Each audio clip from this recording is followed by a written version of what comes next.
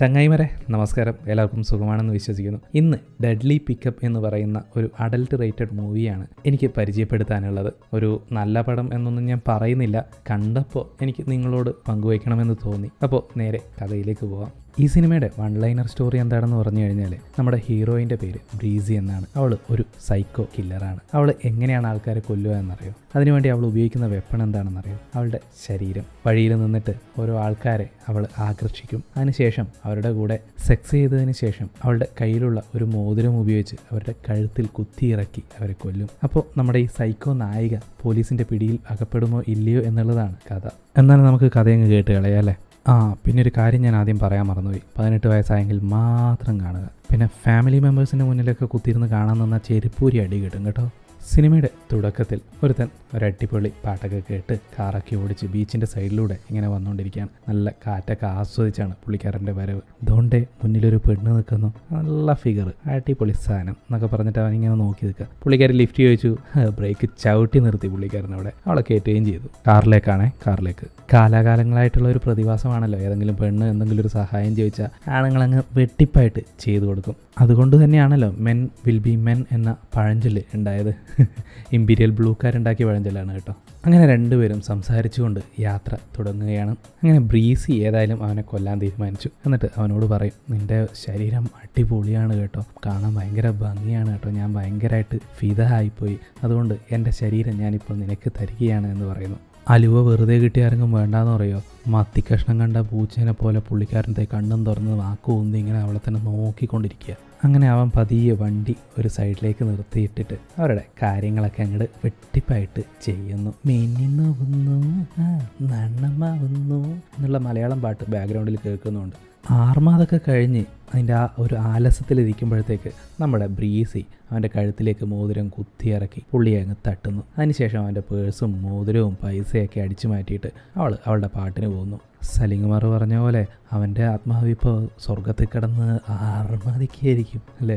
ആ സീൻ അവിടെ കട്ട് ചെയ്തതിന് ശേഷം ഒരു വീട് കാണിക്കുന്നു. അവിടെ ഒരു കപ്പിള് സംസാരിച്ചുകൊണ്ടിരിക്കുകയാണ്. ആ വീട്ടിലേക്ക് ബ്രീസി വരുന്നു. എന്നിട്ട് അവരോട് പറയും, ഞാൻ ദേ ഈ അടുത്ത കോളേജിൽ പഠിച്ചുകൊണ്ടിരിക്കുകയാണ്, അപ്പോൾ എനിക്ക് താമസിക്കാനൊരു സ്ഥലമില്ല, അതുകൊണ്ട് റെൻറ്റിന് ഇവിടെ സ്ഥലം തരാൻ പറ്റുമോ എന്ന് ചോദിക്കും. അപ്പോൾ ആ വീട്ടുകാരൻ പറയും, ഓ തീർച്ചയായും വന്നോളൂ, ഉള്ളിലേക്ക് കയറിക്കോളൂ, റൂം നോക്കിക്കോളൂ എന്ന് പറയുന്നു. അങ്ങനെ റൂമൊക്കെ കാണിച്ചു കൊടുത്തിട്ട് ആ ഭാര്യയും ഭർത്താവും അവിടെ നിന്ന് പോകുന്നു. അടുത്ത സീനിൽ ആ കൊല നടന്ന സ്ഥലത്തേക്ക് പോലീസുകാരനെത്തുന്നു. അവൻ ഈ ഡെഡ് ബോഡി കണ്ട് കൺട്രോൾ റൂമിലേക്ക് വിളിച്ച് ആംബുലൻസ് അയക്കാൻ പറയുന്നു. അന്ന് രാത്രി നമ്മുടെ ബ്രീസി കുളിച്ചുകൊണ്ടിരിക്കുമ്പോൾ ആ ശബ്ദം കേട്ടിട്ട് ആ വീടിൻ്റെ ഓണറില്ലേ, ആ പുള്ളിക്കാരൻ മെല്ലെ പോയിട്ട് അവളുടെ വാതിൽ തുറന്ന് ഒളിഞ്ഞു നോക്കും. പുള്ളിക്കാരി തിരിഞ്ഞു നോക്കുമ്പോൾ അവൾ കണ്ടു എന്നറിഞ്ഞ പാട് പുള്ളിക്കാരൻ ഓടിപ്പോയിട്ട്, ഞാനൊന്നും കണ്ടില്ലേ രാമനാരായണ എന്നും പറഞ്ഞിട്ട് അവിടെ നിന്നും മാറിപ്പോകുന്നു. ബ്രീസി ഒരു കള്ളച്ചിരിയോടുകൂടി അടുത്തൊരു കസ്റ്റമർ വെയിറ്റിങ്ങിലാണല്ലോ എന്ന് മനസ്സ് ചിന്തിച്ചിട്ടുണ്ടാവും. ഇതേ സമയം 2 പോലീസുകാർ പോലീസ് സ്റ്റേഷനിൽ വെച്ച് ആ കൊലപാതകത്തെ പറ്റി സംസാരിച്ചുകൊണ്ടിരിക്കുകയാണ്. ഇതുവരെ ഉണ്ടായിരുന്ന ഒരു ഫിംഗർ പ്രിൻറ്റുമായിട്ടും ഇപ്പോഴുള്ള ഫിംഗർ പ്രിൻറ്റ് മാച്ച് ആവുന്നില്ല. അതുകൊണ്ട് തന്നെ കൊലപാതകി ഇതുവരെ കേസിൽ കുടുങ്ങാത്ത ഒരാളായിരിക്കാമെന്ന് അവർ സംസാരിച്ചുകൊണ്ടിരിക്കുകയാണ്. ഒരുത്തനെ കൊന്നിട്ട് അവൻ്റെ പൈസയൊക്കെ അടിച്ചു മാറ്റി ആ പൈസയൊക്കെ മെല്ലെ തീർന്നു തുടങ്ങി. അപ്പോൾ ഇനി പുതിയൊരാളെ കൊന്നാലേ പൈസ കിട്ടുള്ളൂ എന്നുള്ള രീതിയിൽ ബ്രീസി ഒരുത്തനെ അന്വേഷിച്ച് ബീച്ചിലേക്ക് പോയി നിൽക്കുകയാണ്. അപ്പോഴുണ്ടതേ ഒരു പുള്ളിക്കാരൻ അവിടെ നിൽക്കുന്നു. പുള്ളിക്കാരനെ മെല്ലെ പോയി കുറച്ച് മസാലയൊക്കെ കാണിച്ച് സെറ്റാക്കി. ഇപ്പോൾ പുള്ളിക്കാരൻ ഇവളുടെ തിങ്കളാഴ്ച നോയമ്പങ്ങ് മുടക്കും. ബ്രീസി ആണെങ്കിലോ അവൻ്റെ അടിയന്തരത്തിനുള്ള എല്ലാ കാര്യങ്ങളും ചെയ്യുകയും ചെയ്യും. അങ്ങനെ അവനെയും കൊന്ന് അവൻ്റെ പേഴ്സും പണവും ഒക്കെ എടുത്തിട്ട് അവിടെ നിന്ന് മുങ്ങും. ബ്രീസി ഒരു കൊലപാതകിയാണോ അതോ കള്ളത്തിയാണോ ഒന്നും മനസ്സിലാവാത്തൊരവസ്ഥ.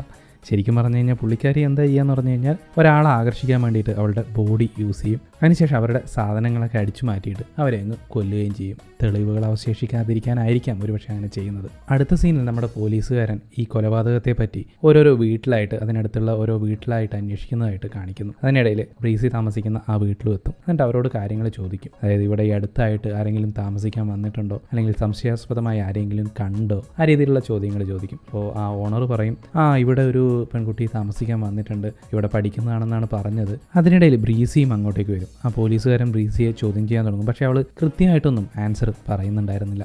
ഓരോ ചോദ്യത്തിനും മാറിയൊക്കെയാണ് ആൻസർ പറഞ്ഞുകൊണ്ടിരുന്നത്. അവസാനം പോലീസുകാരൻ കുറച്ച് നേരം ചോദ്യങ്ങളൊക്കെ ചോദിച്ചിട്ട് അയാളുടെ നമ്പർ അവൾക്ക് കൊടുത്തിട്ട് പറയും, ഇവിടെ എന്തെങ്കിലും സംശയം തോന്നുകയാണെങ്കിൽ തീർച്ചയായും എന്നെ വിളിച്ച് വിവരം പറയണമെന്നും പറഞ്ഞിട്ട് അയാൾ അവിടെ നിന്നും പോകുന്നു. എന്ത് പൊട്ടം പോലീസാണപ്പാ, ഒരു പിടിയില്ല. അവൾ അങ്ങനെ പൊട്ടത്തിരക്കളൊക്കെ, അതായത് ഒരു ബന്ധമില്ലാത്ത ആൻസർ പറഞ്ഞിട്ടും ഇവൻ ഒരു കുഴപ്പമില്ല, പെണ്ണായതുകൊണ്ടായിരിക്കും ഒലിപ്പിച്ചിട്ട് അങ്ങ് പോയത്. അടുത്ത സീനിൽ പോലീസ് സ്റ്റേഷനിലേക്ക് ഒരു കോള് വരുന്നു. ഇത് ബീച്ചിൻ്റെ അടുക്കുന്നാണ് വിളിക്കുന്നത്. ഇതേ ഇവിടെ ഒരു ശവം കിടക്കുന്നുണ്ട്, വന്നിട്ട് എടുത്തിട്ട് പോടെ എന്നും പറഞ്ഞിട്ട് ഫോൺ കട്ട് ചെയ്യും. പോലീസുകാരും വേഗത്തിൽ തന്നെ അങ്ങോട്ടേക്ക് പോകും. അവിടെ നോക്കുമ്പോൾ നേരത്തെ ബ്രീസി കൊന്ന ആ മനുഷ്യൻ്റെ ശവശരീരം അവിടെ കിടക്കുന്നുണ്ട്. അവൻ്റെ കഴുത്തിൽ ആരോ എന്തോ വെച്ച് കുത്തിയിരിക്കുന്നതായിട്ട് പോലീസുകാർ കാണുന്നു. അപ്പോൾ തന്നെ അവരൊരു കൺക്ലൂഷനിലെത്തും. ആദ്യം നമ്മൾ കണ്ട ആ കൊലപാതകവും അതിനുശേഷം ഇപ്പോൾ കണ്ടെത്തിയ ഈ ബോഡിയും ഒരാൾ തന്നെയാണ് കൊലപാതകം ചെയ്തിരിക്കുന്നത് എന്നുള്ള കൺക്ലൂഷനെത്തും. കാരണം രണ്ടും ഒരേ രീതിയിലാണ് ചെയ്തിരിക്കുന്നത്. അപ്പോഴേക്കും ബ്രീസി അടുത്ത ആളെ പിടിച്ചിരുന്നു. ഇതൊരു പെണ്ണാണ്. അവളുടെ കൂടെയും കാര്യങ്ങളൊക്കെ ഭംഗിയായിട്ട് അങ്ങ് നടത്തും. അതിനുശേഷം അവളുടെയും കഥ കഴിച്ചിട്ട് അവിടെ നിന്ന് പോകും. അതിനുശേഷം ആ പോലീസുകാരനെ കോള് വിളിക്കും. ഫോൺ നമ്പർ കൊടുത്തിരുന്നല്ലോ വോട്ട്. എന്നിട്ട് അവനോട് ചോദിക്കും നൈറ്റ് ഫ്രീ ആണോ, അങ്ങനെയാണെന്ന് നമുക്കൊന്ന് കാണാം, മീറ്റ് ചെയ്യാം എന്നൊക്കെ സംസാരിച്ച് കുറച്ച് ഒലിപ്പിച്ചുകൊണ്ടിരിക്കും. പുള്ളിക്കാരന് ചെറിയൊരു കോഴിത്തരൊക്കെ ഉണ്ട്. ഓക്കെ നമുക്ക് കാണാം എന്ന് പറയുകയും ചെയ്യും. അങ്ങനെ ഒരു ബാറിൽ വെച്ച് അവർ കണ്ടുമുട്ടുകയും അവിടെ കുറച്ച് നേരം സംസാരിച്ചിരുന്നിട്ട് അവിടെ നിന്ന് അവളെയും കൂട്ടിയിട്ട് പുള്ളിക്കാരൻ പോലീസ് സ്റ്റേഷനിലേക്ക് പോകും. അവിടെ വെച്ച് രണ്ടുപേരും തമ്മിൽ മനസ്സിൻ്റെ കാത്തിൽ മന്ത്രങ്ങൾ, ഇവിടെ ശരീരങ്ങൾ തമ്മിലാണ് മന്ത്രങ്ങൾ ചൊല്ലിയത് എന്ന് മാത്രം. അപ്പോൾ അതിനിടയിൽ ആ പോലീസുകാരനെയും കൊല്ലാൻ വേണ്ടി ബ്രീസി ഒരുങ്ങുന്ന സമയത്ത് വേറൊരു പോലീസുകാരനില്ലേ, അയാൾ കൂടി അങ്ങോട്ടേക്ക് വരും. അതോടെ അയാളുടെ ശബ്ദം കേട്ട ഉടനെ തന്നെ ബ്രീസി വേഗം അവിടെ നിന്ന് ഓടിപ്പോവും. ലക്കി ഗായ്, കാര്യങ്ങളൊക്കെ നടക്കുകയും ചെയ്തു, ജീവനും തിരിച്ചു കിട്ടി.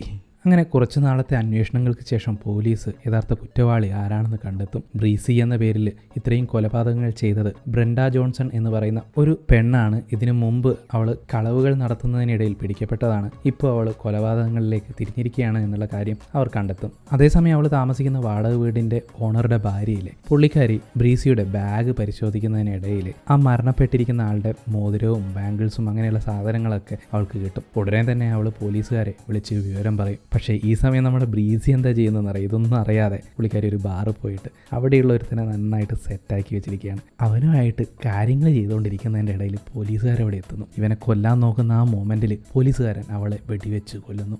സിനിമയും തീർന്നു. ഇമാതിരി പടക്ക് എന്ത് പുണ്ണാക്കിനാണാവോ ഉണ്ടാക്കുന്നത്. ഇത് നല്ലത് വല്ല പോൺ സിനിമ എടുക്കുന്നതാണ്. ഓരോരോ അലമ്പ് സിനിമകൾ കണ്ടു എന്നാൽ നിങ്ങളോട് പറഞ്ഞേക്കാം. ഇനി ആരും പോയിട്ട് ഇതൊന്നും കണ്ട് ഡൗൺലോഡ് ചെയ്തിട്ട് കാണണ്ട എന്ന് വെച്ചിട്ട് ഒരു ഇൻഫർമേഷനായിട്ട് തന്നതാണ്. എന്നെ ചീത്ത വിളിക്കരുത്, ഒരു കാരണവശാലും കാണാതിരിക്കുക. കാരണം ഒരു സിനിമ എന്ന് പറയാനുള്ള ഒരു പുണ്ണാക്കും ഈ പടത്തിലൊന്നുമില്ല. ജസ്റ്റ് ഒരു സമയം കളയാൻ വേണ്ടിയിട്ട് കണ്ടു നോക്കുക. അപ്പോൾ വീഡിയോയെക്കുറിച്ചുള്ള നിങ്ങളുടെ അഭിപ്രായങ്ങൾ താഴെ കമൻറ്റ് ചെയ്യാൻ മറക്കരുത്. ചാനൽ ഇഷ്ടപ്പെടുന്നുവെങ്കിൽ സബ്സ്ക്രൈബ് ചെയ്യുന്ന കാര്യവും പരിഗണിക്കുക. വീണ്ടും സിനിമാ കഥകളുമായിട്ട് കാണാം.